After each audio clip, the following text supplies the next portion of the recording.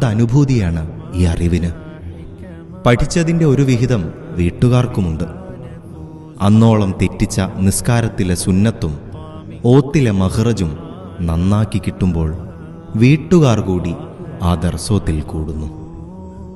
10 കിതാബ്, ഫത്തുഹുൽ മുഈൻ, അദ്കിയ, കിതാബുകൾ ഓരോന്നായി ഉസ്താദ് ചൊല്ലിക്കൊടുക്കുന്നു. കേട്ടവർ അത് മനസ്സിൽ കൊത്തിവെക്കുന്നു. ജീവിതമാകെ അറിവിൻ്റെ ഓളം, അദബിൻ്റെ താളം. പകൽ വെളിച്ചം അസ്തമിക്കുന്ന സന്ധ്യാനേരത്ത് പള്ളിയിലെ പൂമുഖത്തിരുന്ന് അറിവിൻ്റെ വെളിച്ചത്തിലേക്ക് ഇറങ്ങുകയാണ് ഉസ്താദും കുട്ടികളും.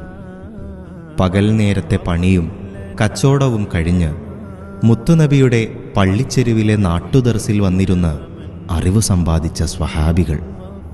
ആ അഹ്ലു സുഫയുടെ ഓർമ്മകളിലേക്കും മഖ്ദൂമിൻ്റെ വിളക്കുവെളിച്ചത്തിലേക്കും കേറിയിരിക്കുന്ന ആ കാലം എത്ര ധന്യം! എത്ര ഹൃദ്യം!